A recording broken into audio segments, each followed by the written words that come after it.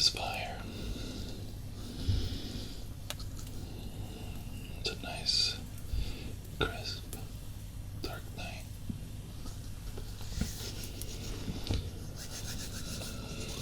And I thought I'd spend some time out here with you. How's your night going?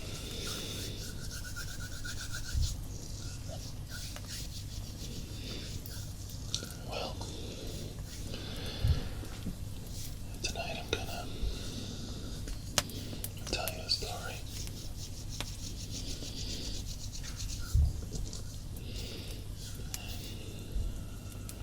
And I hope you enjoy it.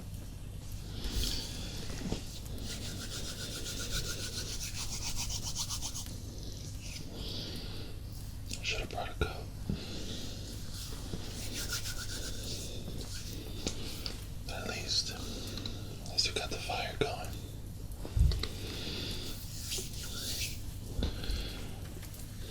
And I also brought a drink. It's nice hot chocolate.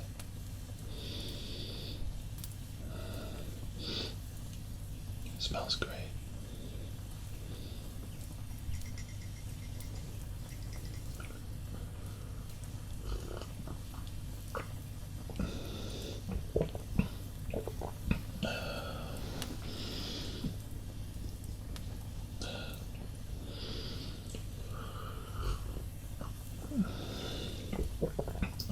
That's nice.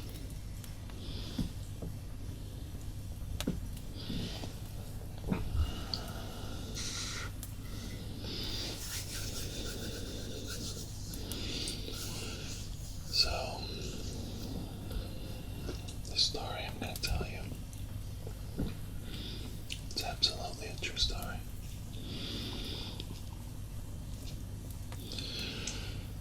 But, I think you'll enjoy it. It sounds make-believe, but it's really not. So here goes. Only his mother and father called him Todd. To every scout in Eagle District, the name Todd suggested just one nickname, Toad, which Toad didn't mind at all. You see, Toad wanted, more than anything else in the world, to win the Smelly Sneaker Contest.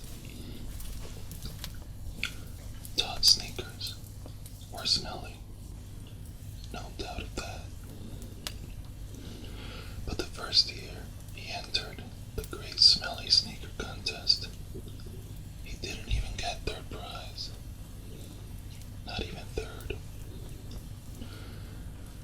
The second year, Toad entered the Smelly Sneaker Contest.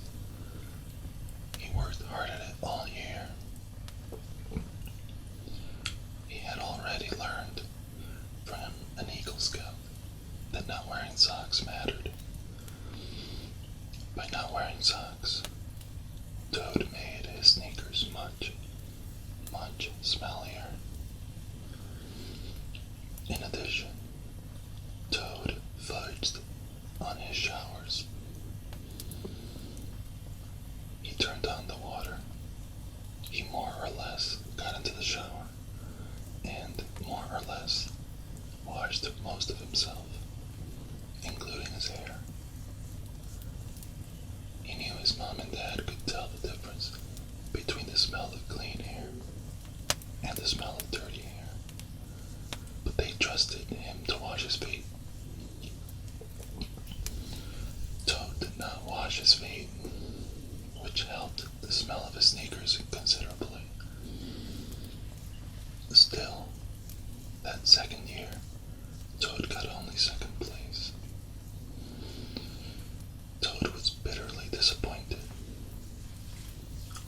After the contest, he stood sad and dejected by a large garbage can.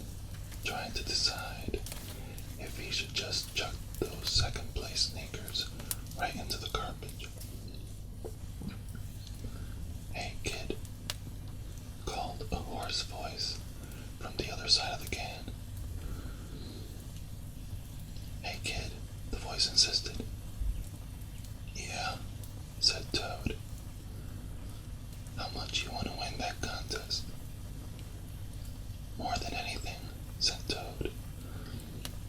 "I know how you can win," the voice said. Toad peered around the garbage can, where a big skinny kid sat on the ground. "What'll you give me if I tell?" Without hesitation, Toad offered his brand new backpack, the thing he loved the most, the one he'd worked all summer to earn money for. He'd give the backpack. Toad offered it to the kid sitting beside the garbage can. "Here's what you do," the kid said, and he whispered instructions into Toad's ear. Then he put a small vial into Toad's hand. "Thanks," said Toad. The kid stood up, shrugged. With a smile of pure delight, Toad offered the tall, skinny kid his backpack, but the kid turned his back. "Aw, keep it," was all he said. Toad raced home. The contest rules said that you had to start the year with a clean pair of sneakers. Some scouts tried to cheat, but not Toad.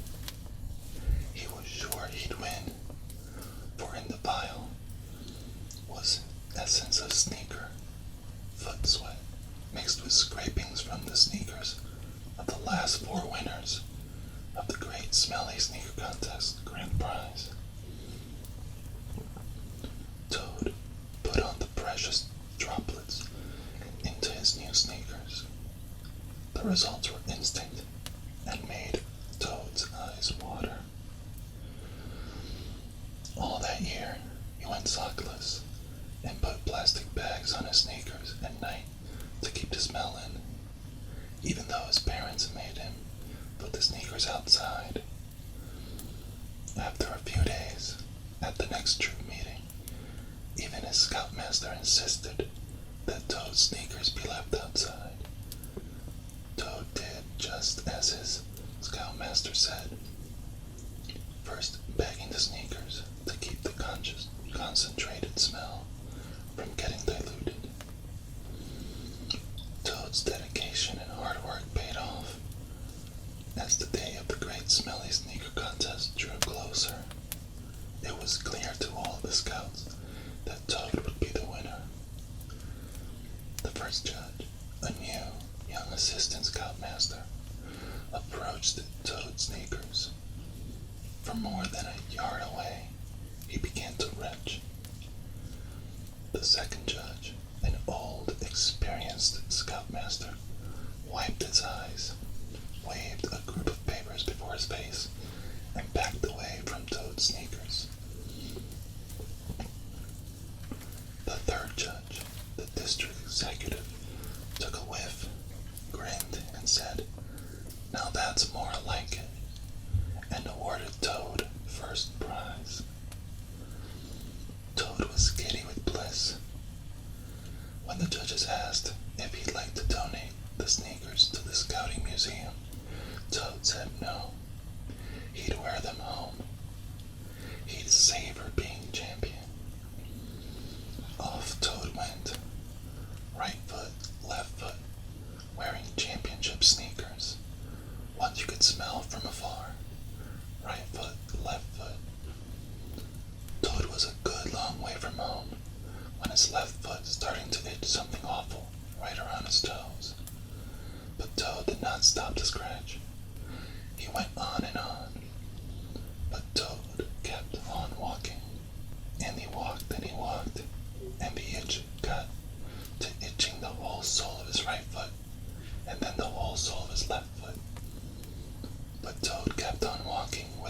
stopping to scratch until he got home, and the itching was terrible, clear up to his ankles. With a sigh of relief, Toad got home and reached down to take off his championship smelly sneakers. But when Toad took off the championship smelly sneakers and got ready to scratch, Toad discovers that his feet were gone.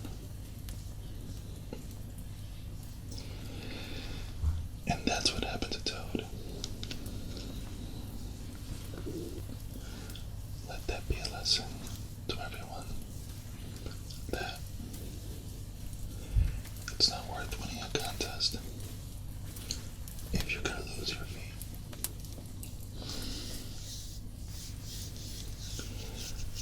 I hope you liked the story and that you liked sitting out here with me for a while.